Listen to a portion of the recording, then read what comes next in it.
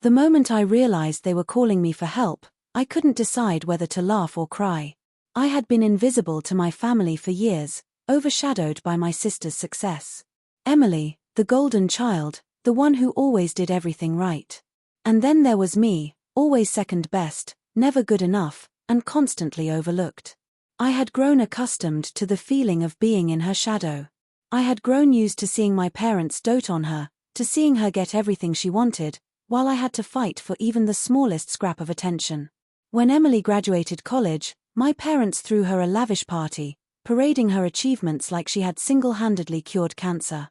I had graduated a few years earlier, with honors no less, but my graduation party barely had a handful of people show up. It was always like that. Emily could do no wrong. I could do everything right and still never be the favorite.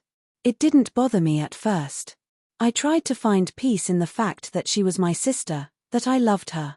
But then, when I thought I had finally found my own happiness, my own place in the world, everything came crashing down. It started when Michael, the man I had been with for 3 years, suddenly became distant. We were planning our future together, wedding plans, a house, kids, but one day, out of nowhere, he broke up with me.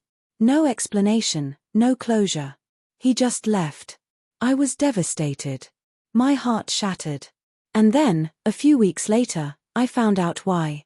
It wasn't just that he had left me, it was that he had left me for Emily. They had been seeing each other behind my back. I couldn't believe it. My sister, the one I had always tried to protect, had taken everything from me, my fiancé, my trust, my happiness. I had never felt more betrayed in my life. I remember the day I found out like it was yesterday. I came home early from work, hoping to surprise Michael. But the surprise was on me. I walked into our shared apartment and found them there, sitting on the couch, laughing like they had been best friends for years. My heart dropped to the floor. Emily's eyes met mine, and for a moment, she looked guilty. But only for a second. Then that smirk appeared. That look of triumph. She was always the winner in everything. And Michael? He just sat there, his face flushed with embarrassment. But there was no apology. No remorse. I stood frozen in the doorway, unable to process what I was seeing. But what hurt the most was that they didn't even try to hide it. They had no shame. They had no empathy for the pain they were causing. They didn't care about me at all. They never did. I wanted to scream, to shout, to demand answers. But I couldn't. All I could do was walk out. I didn't say a word. I just turned on my heel and walked out of the apartment, my body numb with disbelief.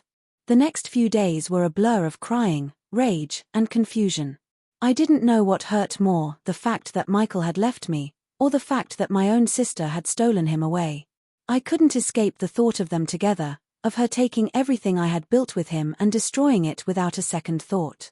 But then something inside me shifted. I realized something. I didn't need them. Not anymore. I had spent my whole life living for others, living for their approval, their love, their validation. But now I was going to live for me. I was going to take control of my life, of my future, and I was going to do it without them. I started small. I enrolled in a self-development course, something I had always wanted to do but never had the courage to pursue. I began focusing on my health, getting back in shape, not for anyone else, but for me. I threw myself into my work, rising through the ranks at my job, showing everyone I could succeed without the family I had always depended on. And I did. Slowly but surely, I built a new life for myself. One that didn't rely on Michael or Emily or my parents. I learned to love myself again. I learned that I didn't need their approval. But just when I thought I had finally moved on, when I thought I had healed from the heartbreak they had caused me, the phone call came. My father's voice was shaky. "Jane, we need you," he said. "Your mother's health has deteriorated. We don't know what to do. She's been asking for you. We need you to help." I didn't know how to feel. The old me, the one who had been there for them no matter what, felt that pull. But the new me, the one who had rebuilt herself from the ground up, was filled with anger. They had abandoned me when I needed them most. Now they were calling on me, expecting me to save them. I hesitated. I didn't want to go back to the place where I was invisible, where I was nothing more than an afterthought in their perfect world. But something in my gut told me that I needed to go. For my mother. For closure. So, I went. When I arrived at their house, I found my mother in bed, frail and pale. She looked nothing like the woman I remembered. And my father? He was just sitting there, helpless. I sat down beside my mother, and we locked eyes. For the first time in years, I saw something I hadn't seen before: regret. "I'm sorry, Jane," she whispered. "We pushed you away. We chose Emily. We thought we were doing what was best, but now I see what we've done." It was the first time in a long time that I felt like I was actually seen. But even as I sat there, listening to her apology, I couldn't help but feel the weight of everything I had been through. It wasn't enough. I had spent years chasing their approval, and now, it felt like it was too little, too late. "I know," I said quietly, my voice steady. "But I've moved on. I'm not the same person I was when you turned your back on me. And I won't be the person you want me to be anymore." My father looked at me, his eyes filled with shame. "Please, Jane. We need you. Emily, she's made a mess of everything. We don't know what to do." I was taken aback. Emily had always been the perfect one, the one they trusted, the one they believed in. But now, they were asking me for help. The same person they had rejected in favor of her success. The irony was almost too much to bear. But then, something inside me clicked. This was my moment. My chance to take back control. Not just for myself, but for them. I was going to show them exactly what they had lost. I didn't need to save them. I didn't need to fix Emily's mess. But I was going to make them see that I was the one they should have believed in all along. I agreed to help. But not without a price. "I'll help," I said, looking at both of them. "But I need something from you. I need you to admit that you were wrong. I need you to acknowledge everything you took from me. I need to hear you say it." My mother's eyes filled with tears, but she nodded. "We were wrong, Jane. We should have been there for you. We should have trusted you." I looked at my father, waiting for him to say the same. "I admit it," he said quietly. "We made a mistake. We let our obsession with Emily's success blind us to what we had right in front of us. It wasn't much, but it was enough." I had finally gotten the apology I had been waiting for. And with that, I knew it was time to move forward. But just as I was starting to feel the weight of their admission, my phone buzzed. It was a message from Emily. "I know what you're planning, Jane. You think you're going to fix everything, but you're not. Stay out of this, or you'll regret it." I stared at the message, the anger inside me building once again. Emily thought she had won. She thought she could take everything from me and walk away unscathed. But she had no idea what I was capable of. The game was far from over. And this time, I was the one in control. When I saw the message from Emily, my sister, the woman who had stolen everything from me, my trust, my happiness, my fiancé, I knew I was standing at the precipice of something far bigger than I had ever imagined. I had barely just begun to take back what was mine, and yet, here she was, throwing down the gauntlet. "I know what you're planning, Jane.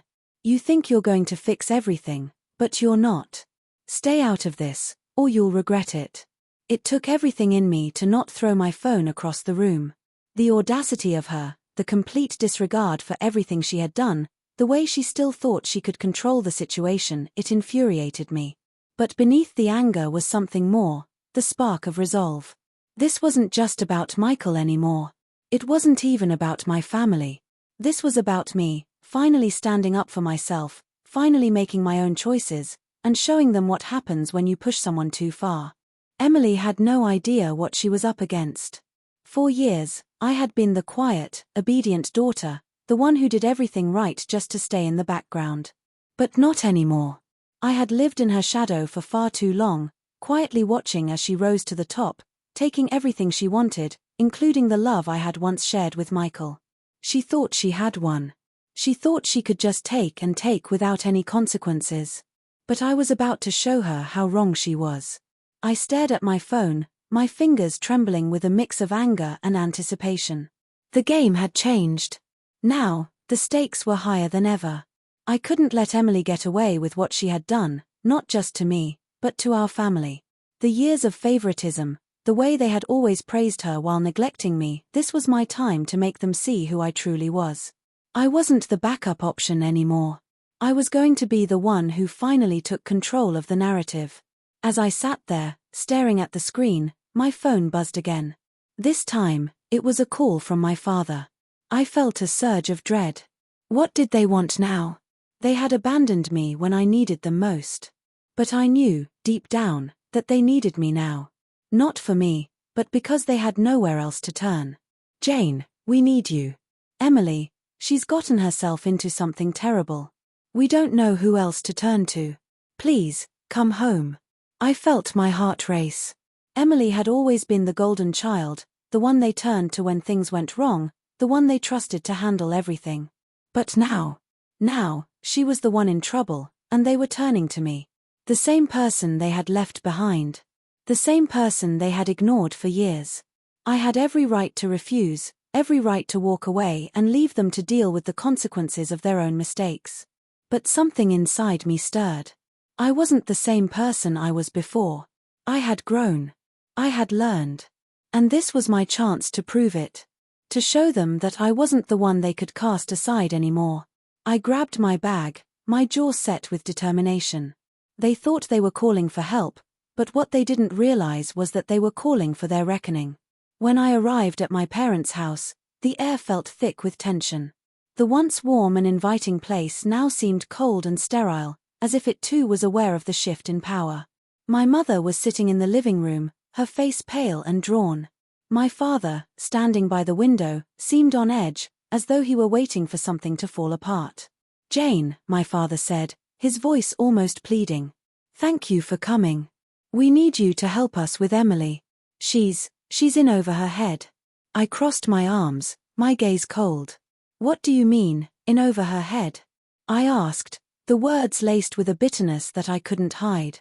This is the same Emily who's had everything handed to her on a silver platter. The same Emily who's always been your golden child. Now she's in trouble and you think I'm going to swoop in and save the day? My father flinched at my words, his eyes briefly flicking to my mother for support. But my mother remained silent, staring down at her hands, her face a mixture of guilt and exhaustion. "Please, Jane," my father begged. "This isn't about what happened before. This is about Emily. She's in deep trouble. We don't know what else to do." I could feel my frustration building. "I don't care about her trouble," I said, my voice growing louder. "I've spent my whole life watching her take everything from me, take the love of my life, and now you want me to help her. You want me to step in and fix the mess she created." My father looked at me, his eyes filled with both fear and hope. "She's been caught up in a scam, Jane. The business deal she invested in. It's all falling apart.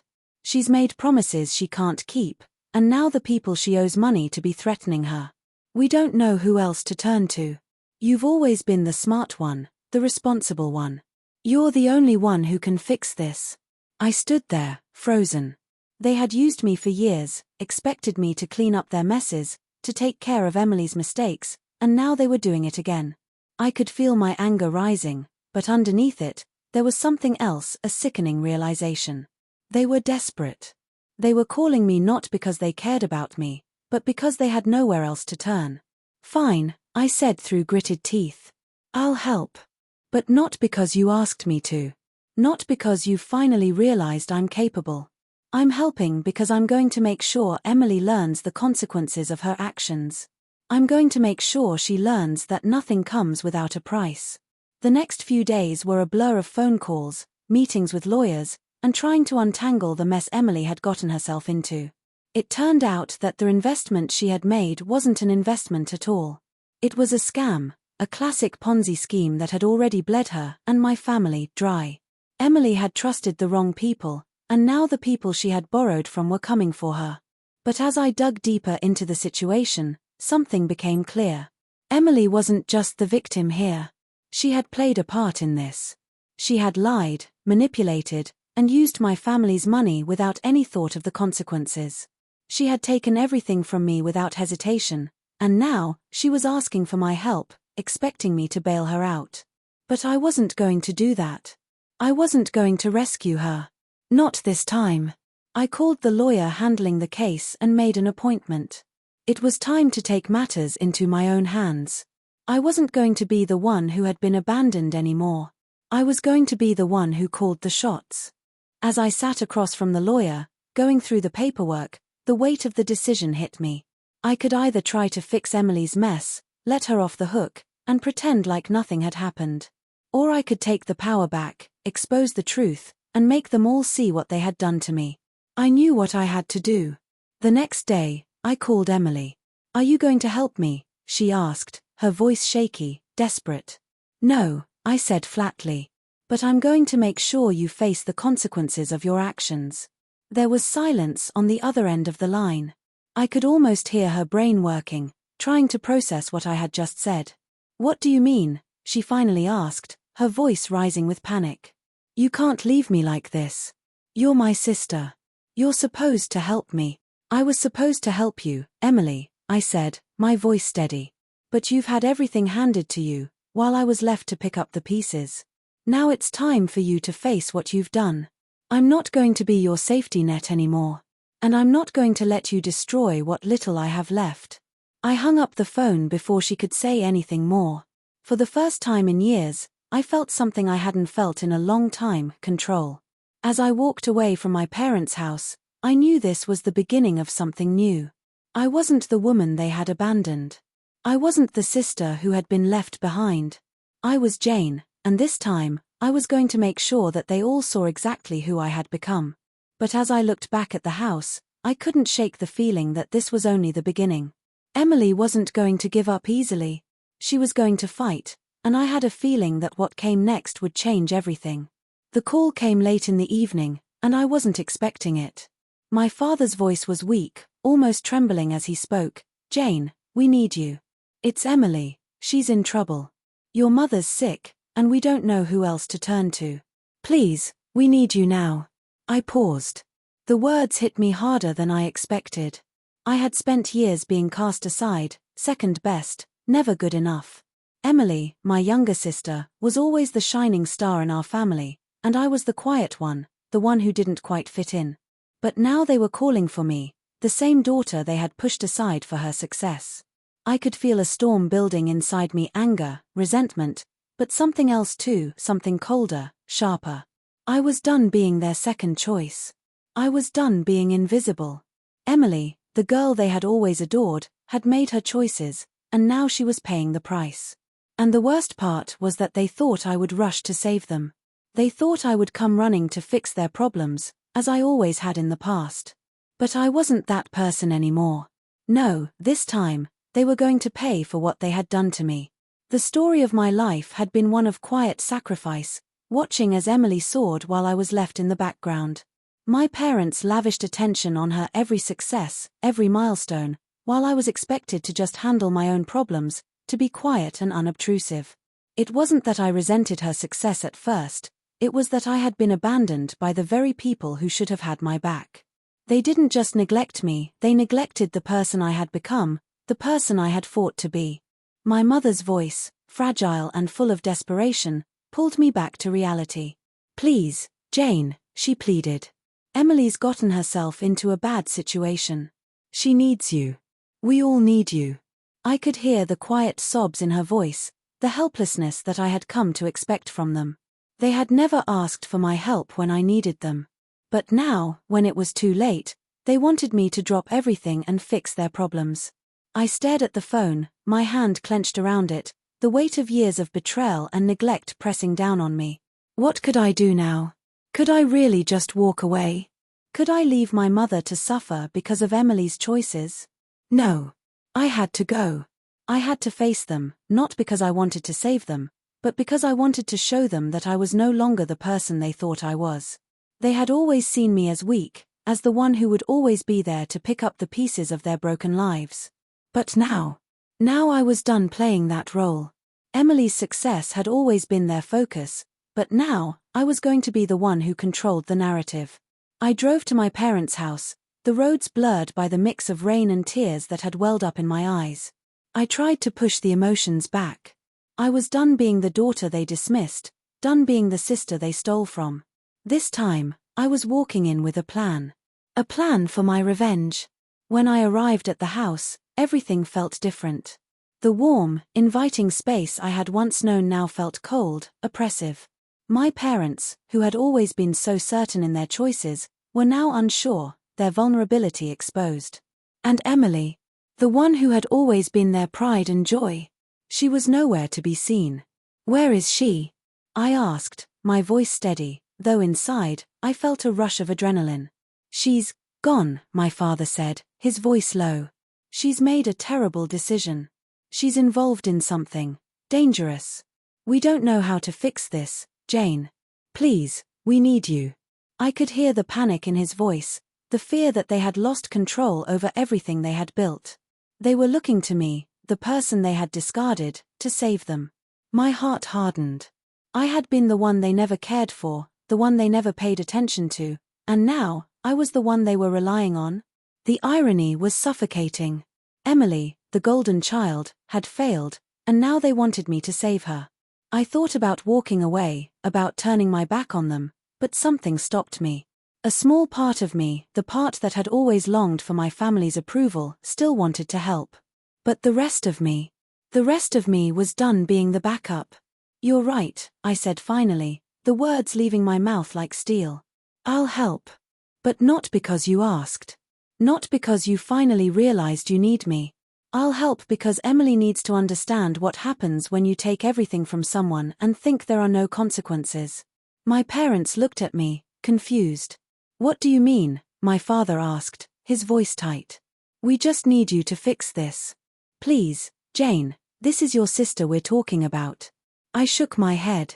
"No, this is about more than Emily. This is about everything you've taken from me. You think you can keep relying on me, on my kindness, on my willingness to fix your messes. But not anymore." I stood up, my body shaking with the fury that had been building inside me for years. "You want my help? Then you're going to get it.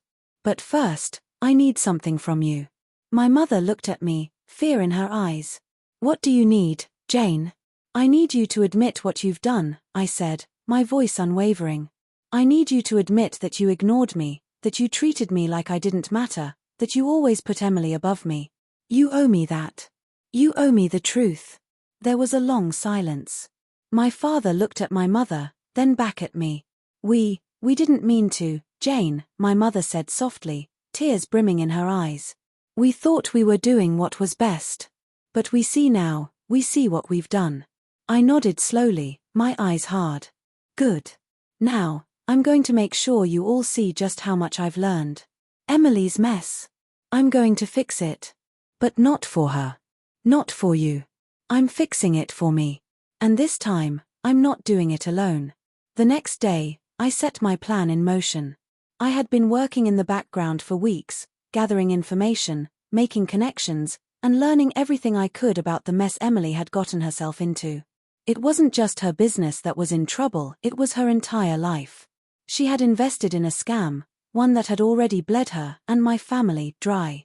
Now, the people she had borrowed from were coming for her, and they wanted more than just money. They wanted control. They wanted everything she had. But I wasn't going to let that happen. I wasn't going to let Emily destroy what little I had left. I had spent too many years in her shadow, too many years playing second fiddle. No more. This time, I was the one who was going to take control. I called the lawyer handling the case and made an appointment. "I'm taking over," I said when I met him. "I'm buying Emily out of the deal. I want everything, her company, her investments, everything she thought she could steal from me." The lawyer was shocked, but he didn't argue. He saw the fire in my eyes, the same fire that had been smoldering for years. "Are you sure you want to do this, Jane?" he asked. "This could get messy." I smiled. "I'm sure." I was done being the invisible one. This was my turn. And I wasn't going to let anyone stand in my way. When I went to see Emily, I could see the panic in her eyes. She knew something was wrong. She knew I had been digging around, and now, she could feel it. I handed her the paperwork, the papers that would strip her of everything she had built. "What is this?" she asked, her voice trembling. You think you can just take this from me? I'm not taking it from you, Emily, I said coldly. You gave it to me. You gave it to me the moment you decided I wasn't good enough, the moment you took everything from me and thought there would be no consequences. Her eyes widened as she read the documents, the truth sinking in. You can't do this, she whispered. This isn't fair. Fair? I repeated, my voice low and dangerous. You think life is fair? You think you can just take what you want without any consequences? Well, now you see what happens when you cross the line. Now you see what happens when you think I'll always be the one to pick up the pieces. Emily stood there, stunned, unable to speak. I could see the guilt, the shame creeping into her face. But it didn't matter. It was too late for apologies. It was too late for anything. I had taken control. I had won. But just as I thought I had finally done what I set out to do, the phone rang. I stared at the screen. It was my father. Jane, he said, his voice strained. You need to stop. This is getting out of hand. Emily, she's not handling this well. I took a deep breath, the weight of everything settling on me. I'm not stopping, Dad.